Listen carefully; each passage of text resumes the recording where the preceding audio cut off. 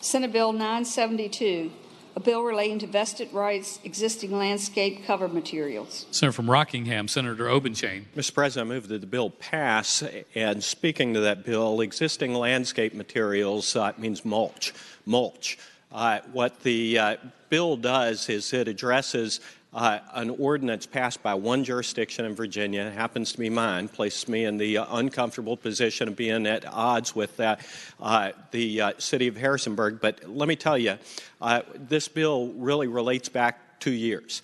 And 2 years ago, General Assembly, both chambers, passed a bill signed by the governor that prohibited local governments from passing an ordinance banning the use of mulch as a land cover outside of commercial buildings. And we said I thought pretty clearly and unequivocally that this needs to go through proper channels, needs to be made part of the statewide building code if it's appropriate, but that we shouldn't have these ordinances passed piecemeal all over the Commonwealth of Virginia. The local government in Harrisonburg passed a new ordinance immediately after that, and clearly intended to circumvent and get around the ordinance or the bill that we'd passed. And I give them credit; they did a better job of drafting than maybe we did. And that bill, that local ordinance, survived. And so we're back in the same position we had 2 years ago when the General Assembly clearly expressed its legislative intent to say that we're not going to allow this kind of piecemeal legislation around the Commonwealth. And what this bill does is it says that for anybody who's been granted a building permit or a certificate of occupancy as of January 1 of this year, 2018, you can't go back and tell them that they can't use mulch.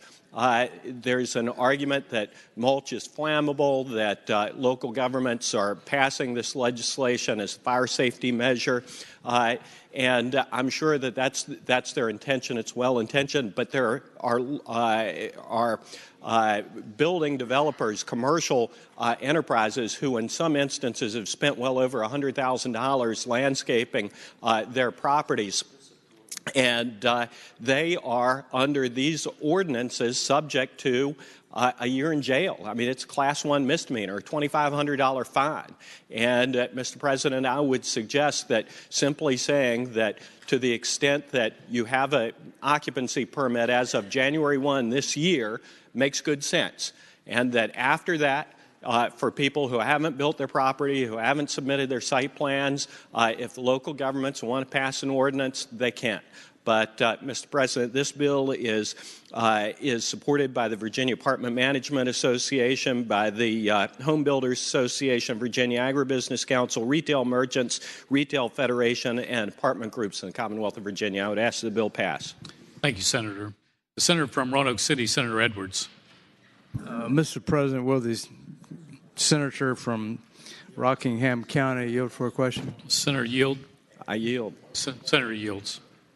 Mr. President, will my good friend agree that this bill is designed to overturn a single decision by the Circuit Court of Rockingham County in just last month, upholding the Harrisonburg City's ordinance passed in 2017 or 2016? Senator from Rockingham, Senator Obenshain. Mr. President, I would not so agree. I would submit, Mr. President, that what this bill is intended to do is to restate the expressed intention of this body, the body down the hall, and the governor of the Commonwealth of Virginia that was expressed 2 years ago, and that it is a new law. It is not. It is intended to make clear what our intention was that we didn't make adequately clear 2 years ago.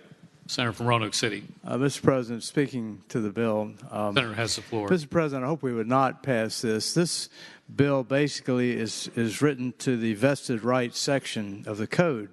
It essentially makes mulch a vested right. Mulch, a vested right.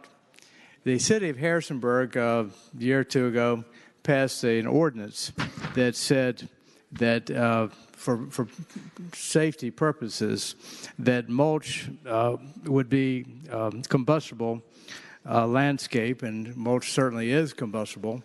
And instead, the landscape 18-inch buffer outside of multi-family homes would have to be either dirt, or which wouldn't burn, or would be stone or something in the nature that is not combustible. Mulch is combustible. The city of Harrisonburg has also had like 287 calls for services for fires, and similar to that, to the tune of $1 million in damages. This is a safety factor. I would point out that the firefighters opposed this bill. The firefighters supported the Harrisonburg City's ordinance. It's a safety factor. And, Mr. President, I would hope that the body would recognize, first of all, that mulch is not a vested right, that the city of Harrisonburg, like other localities, have similar rights to protect their citizens, and they have every right to pass such an ordinance, which was, in fact, upheld by the Circuit Court of Rockingham County. So, Mr. President, I would hope the body it'd be the pleasure of the body to vote no on this bill. Thank you, Senator. The senator from Prince William, Senator McPike. Thank you, Mr. President. I rise to speak against the measure. The senator has the floor. Thank you, Mr. President. A few things about this bill that we need to understand and rely on fire science and take sort of the theories of mulch bill versus not mulch beer. It's irregardless. Put that aside. If you actually look at industry things like grain silos, explosiveness, if you look at actually coal, if you've been down in a coal mine, you know they suppress it due to the explosive nature.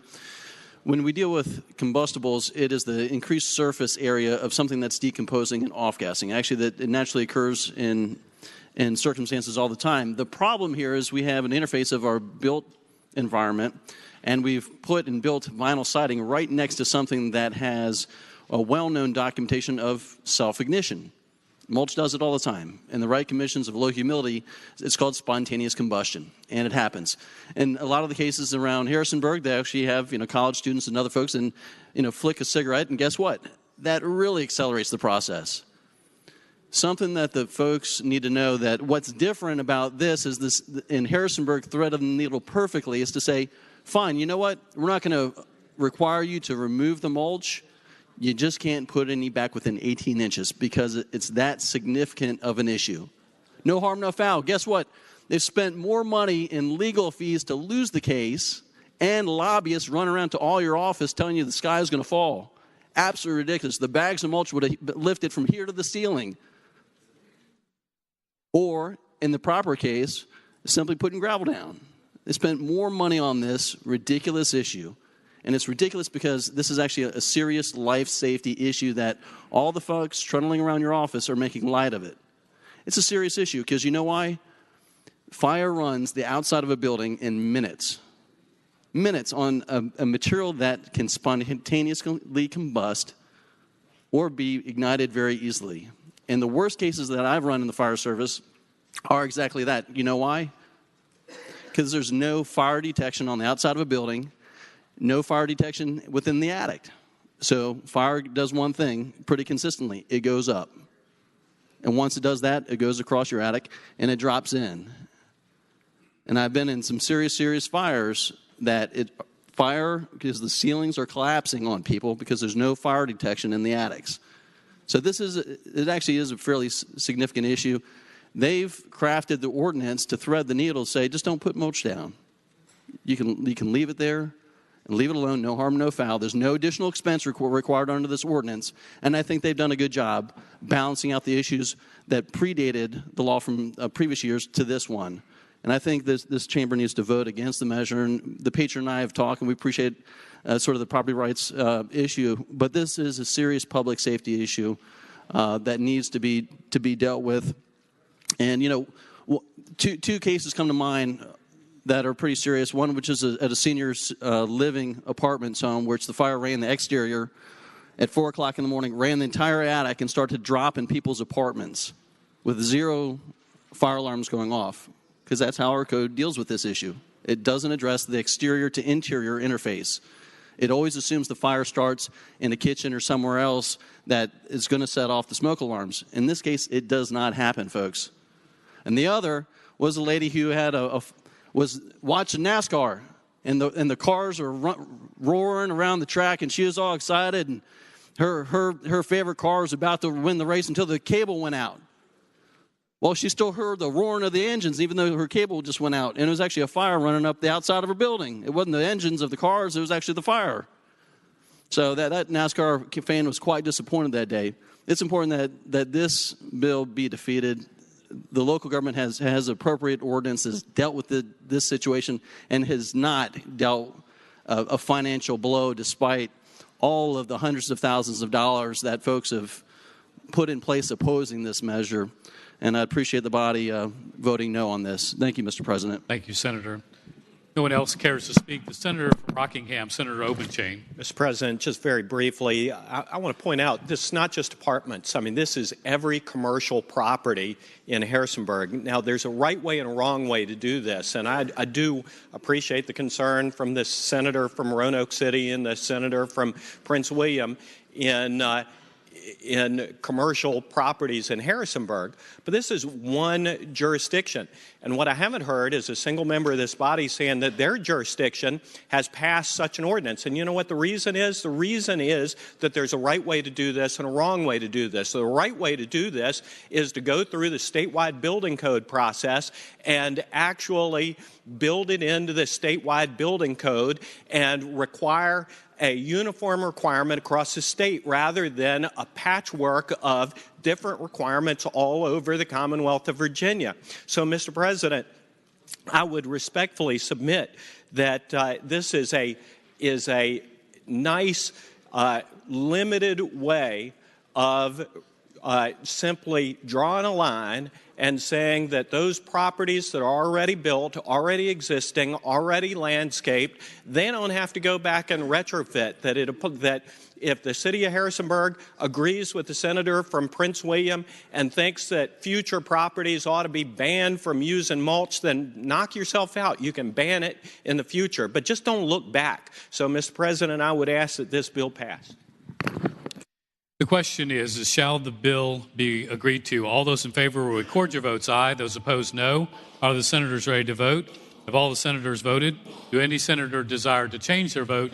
The clerk will close the roll.